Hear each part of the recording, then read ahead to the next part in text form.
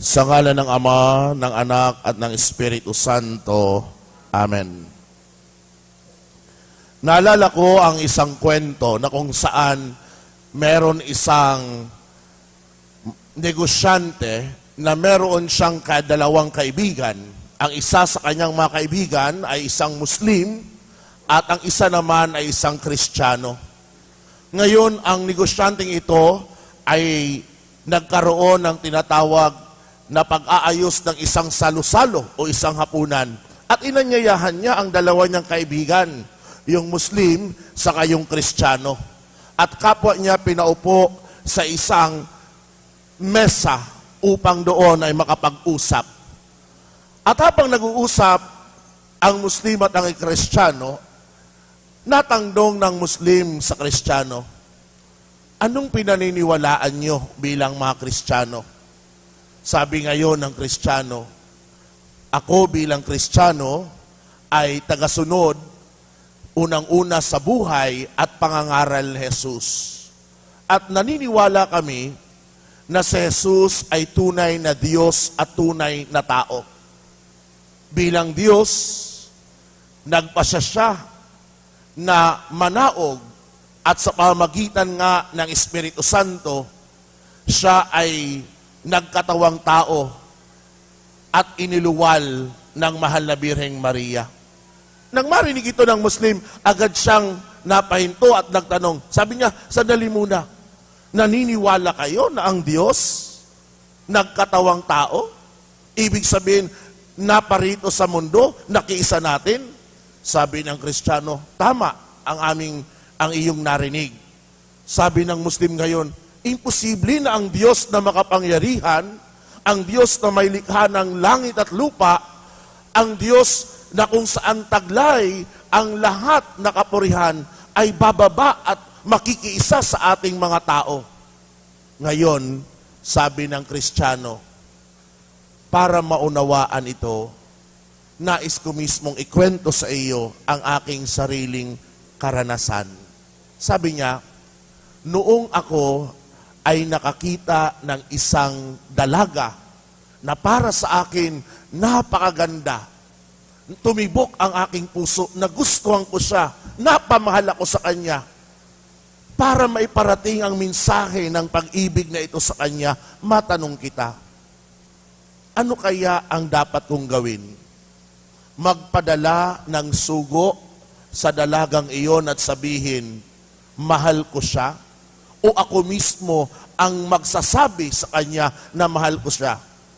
Ang sagot ngayon ng Muslim, abay kailangan ikaw ang mismong magsabi at magparamdam na mahal mo siya, na gusto mo siya.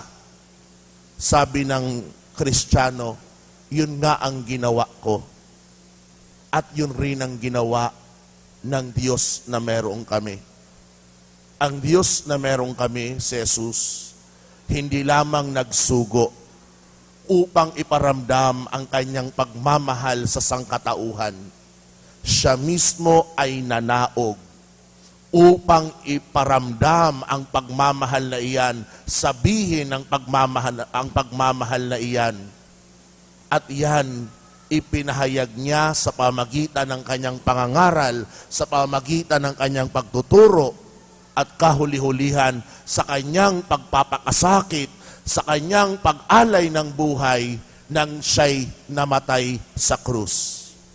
Doon naunawaan ng Muslim ang dahilan kung bakit ang Diyos na meron tayo nanaog, tanda ng kanyang pag-ibig sa sangkatauhan.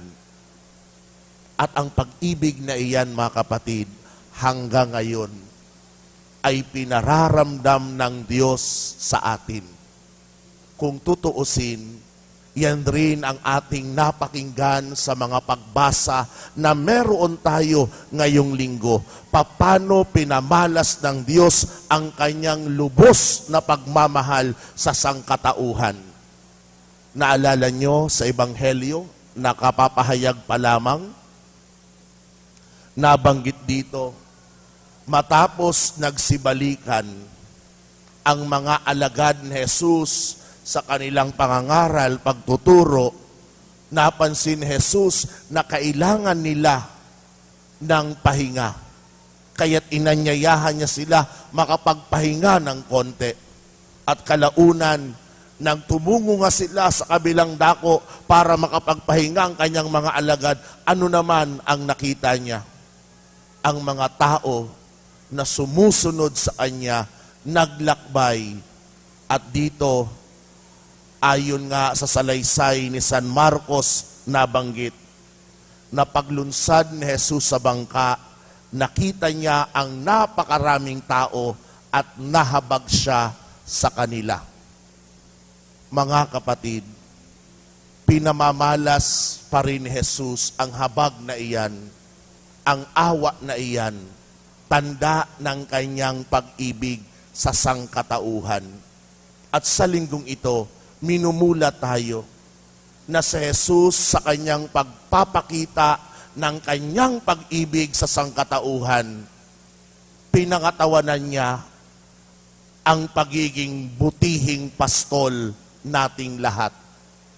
Kaya nga nabanggit sa salaysay ring ito sa Ebanghelyo, nahabag siya sa kanila sapagkat para silang mga tupang walang pastol at sila'y tinuruan niya ng maraming bagay. Ito ang ipinababatid sa atin bilang unang katangian ni Jesus, bilang butihing pastol na dapat natin tularan. Una, si Jesus ay pastol na may habag at may awa. Yaong mga taong nasa paligid niya, nararamdaman niya ang kanilang pangangailangan, nararamdaman niya ang bigat ng kanilang kalagayan. At ito ay tinutugunan niya ng pagkakaloob ng habag at awa upang gumaan ang kanilang kalagayan. Subalit, bago pa man dumating si Jesus, ipinababatid rin sa atin na ang Diyos ay butihin ng pastol sa papanong paraan. Naalala nyo ang unang pagbasa ngayong linggo mula sa aklat ni Propeta Jeremias? Si Jeremias ay ginawang instrumento ng Diyos upang ipabatid ang kanyang mensahe. Anong mensahe niya? Sinabi sa unang pagbasa, parorosahan ng Panginoon ang mga namumunong walang malasakit sa kanilang mga nasasakupan at pinababayaang ang mga ito'y mangalat at mamatay. Ito ang sabi ng Panginoon, ang Diyos ng Israel, tungkol sa mga tagapanguna ng kanyang bayan. Pinangangalat ninyo at pinababayaan ang aking kawan. Binibigyan ng paalaala ng Diyos ang mga namumuno na dapat taglayin nila ang katangian ng butihing pastol, yaong pastol na may malasakit sa kanyang nasasaklaw. Ito rin ang ikalawang ipinababatid sa atin na katangian ng Diyos, ang pastol na may malasakit. Ikatlo, sa ikalawang pagbasa, narinig natin sa liham ni Apostol San Pablo sa mga taga-Efeso, kung paano niya pinaalalahanan ng mga unang Kristiyano sa isa pang katangian ni Jesus bilang butihing pastol. Wika niya, mga kapatid, dahil sa inyong pakikipagkaisa kay Kristo Jesus, kayong dating nasa malayo ay nailalapit sa pamamagitan ng kanyang kamatayan. Pinagkasundo niya tayo, kaming mga Hudyo at kayong mga Hintil ay kanyang pinag-isa. Ikatlong katangian ni Jesus bilang butihing pastol. Siya ang pastol ng pagkakaisa. Ang hinahangad niya ay pagkasunduin ang mga naghihiwalay at mga nagbabangayan. Kaya naman, kung ito ngayon ang ipinababatid sa atin ng mga pagbasa, tatlong katangian ni Jesus bilang butihing pastol na dapat nating tularan. Una, bilang pastol na may habag at awa. Ikalawa, bilang pastol na may malasakit. Ikatlo, bilang pastol ng pagkakaisa. May tanong natin sa ating sarili. Lahat tayo ay naniniwala kay Jesus. Lahat tayo ay Kristiyano. Lahat tayo ay binibigyan ng kanyang buhay at aral. Ang tanong ngayon, sinusundan ba natin ang yapak ni Jesus upang maging butihing pastol? Kapag pinag-uusapan natin ang pagiging butihing pastol, isaalang-alang natin, hindi lamang ito tumutukoy sa mga lingkod ng simbahan, hindi lamang ito tumutukoy sa lingkod ng pamahalaan, o hindi lamang ito tinutukoy sa mga magulang na maging butihing pastol. Ang bawat isa sa atin, yamang tayo ay Kristiyano, ay hinihimok at hinahamon ng mga pagbasa, maging butihing kang pastol sa mga taong nakapaligid sa iyo. Kaya kung ganoon ang hamon sa atin, suriin natin ang ating sarili. Sa loob mismo ng ating tahanan, pag-usapan natin, nagiging butihing pastol ba tayo sa ating mga kasama sa pamilya? Ang normal na nangyayari, ang mga magulang ginagampanan iyan. Bakit? Kasi lahat ng kailangan ng mga kanilang anak ipinagkakaloob. Nagtatrabaho para mabigay ang mga pangunahing kailangan ng kanilang mga anak. Subalit bilang mga anak, ikaw ba ay nagiging butihing pastol sa iyong magulang?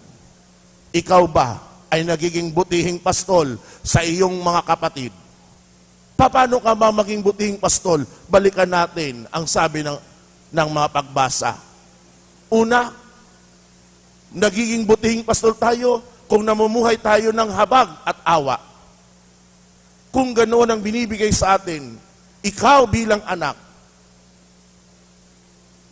nagkakaroon ka ba ng habag, ng awa sa iyong mga magulang, na nagtatrabaho para mabigay ang lahat ng pangangailangan mo?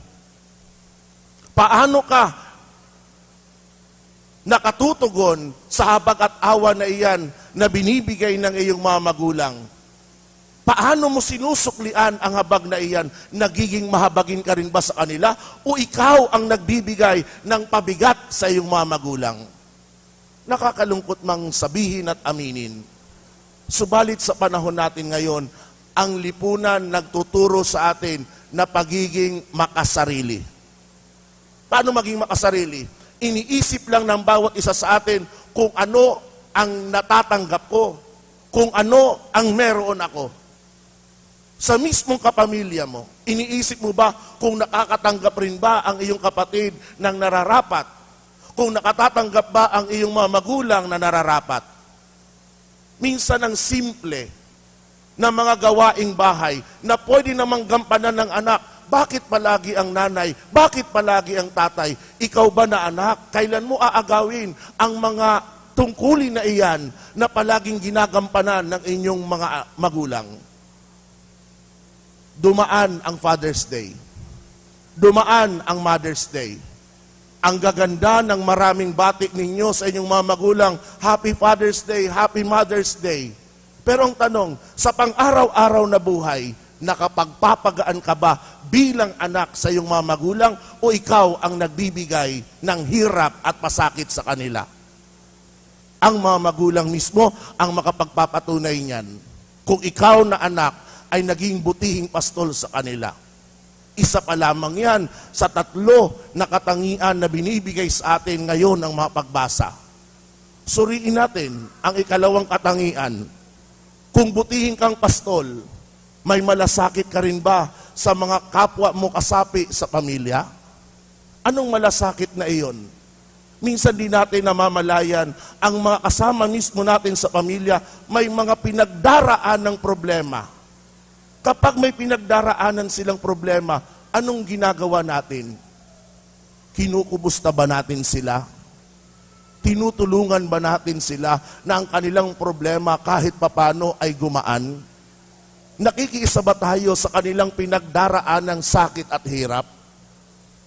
Kapag ang ating kapamilya may pinagdaraanan ng problema, huwag na nating dagdagan at pahirapan pa. Yun ang isang tanda ng isang taong may malasakit sa kapwa. Ikatlo, sinabi rito sa atin, ikatlong katangian ng buting pastol ay ang pastol ng pagkakaisa. Bilang mga magkakapamilya, sinisikap ba natin na maging instrumento ng pagkakaisa o instrumento ng pagkakanya-kanya? Nakakalungkot mang isipin, pero may mga pamilya kung saan matapos pinangaralan ang kanilang mga anak, binigyan ng tinatawag na mga paalaala. Mawala ang magulang, doon nag-aaway-away dahil sa mga ari-ari ang iniwan. Alam nyo, usong-uso sa probinsya, dahil marahil may mga lupa pa doon, ang mismong kakapiranggot na lupa, pinag-aawayan, ultimo pulgada, para bang napakalaki, nagdidimandahan. Dito sa Kamaynilaan, alam nyong problema, hindi agawan ng lupa. Ito tunay mismong pangyayari. May isang pamilya, tiniyak ng mga magulang na ang kanyang 3 anak magkaroon ng tahanang disente. Nagpagawa ang mag-asawa, 3 palapag na bahay. Ang unang palapag para sa panganay na anak. Ang ikalawang palapag para sa ikalawang anak. Ang pangatlong palapag para sa bunsong anak. Ang daanan naman ng bahay ay hindi naman sa loob, nilagyan na ng daanan sa labas para hindi makaabala. Pero ano yung ginawa ng kuya? Yamang nandoon ang babaan, doon ipaparada ang mga motorsiklo niya para hindi makadaan ang mga nasa ikalawang palapag, nasa ikatlong palapag. Anong uri yan ng pamilya na kayong magkakapatid nag-aaway-away? At yan ay nagkabaranggayan pa. Kaya nakakalungkot ang mga ganitong pangyayari sa ating lipunan. Kung sa sarili niyong pamilya, wala kayong malasakit, wala kayong habag at awa, wala kayong pagkakaisa, anong aasahan ng lipunan na maging butihing pastol tayo sa kapwa natin na hindi natin kaano-ano? Kung ang mismong kadugo natin ay pinahihirapan natin. Mga kapatid, hinahamon tayo sa linggong ito ng mga pagbasa na maging butihing pastol sa isa't isa. Binigyan tayo ng 3 konkretong katangian ni Jesus kung bakit siya ang butihing pastol upang ating gayahin. Tunay na mahirap ito. Pero bibigyan ko kayo ng 2 susi upang sa gayon masundan natin ang yapak ni Kristo. Unang susi para tularan si Jesus. Maging madasalin ka. Anong ibig sabihin?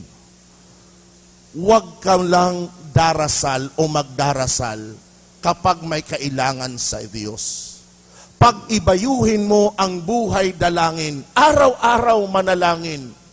Dahil ang isang taong nananalangin, ang kanyang pusong, ang kanyang isipang sarado, binubuksan sa Diyos. Ang kanyang pusong matigas, pinalalambot sa harapan ng Diyos. Binubuksan iyan upang magkaroon ng pag-unawa kung paano ang Diyos nagkakaroon ng pag-unawa. Ang pusong iyan ay pinalalambot upang kayang magmahal sa mga taong nakasasakit sa atin. Ikalawa na susi para tularan si Jesus. Pahalagahan ang banal na misa. Huwag lang sanang maging sapat sa atin na linggo-linggo tayo dumadalo sa misa. Kung kakayanin, sikapin mo sa ibang araw sa buong linggo. Bakit? The more you frequent the sacrament of communion, the Eucharist, the more you become like Christ. Hindi ba? Si Jesus ang ating tinanggap kapag nangungumunyon? Si Jesus kapag tinatanggap natin, Hindi siya ang nagiging bahagi ng ating katawan. Kabaliktaran, kapag tayo ay tumatanggap ng komunyon, tayo ay nagiging bahagi ng katawan ni Jesus. Kaya nga, malakas na kayang sabihin ni San Pablo, it is not I who lives in me, but it is Christ who lives in me. Kapag namumuhay si Jesus sa atin, magagampanan natin ang lahat ng mga mabubuting katangian niya, hindi lamang ang pagiging butihing pastol.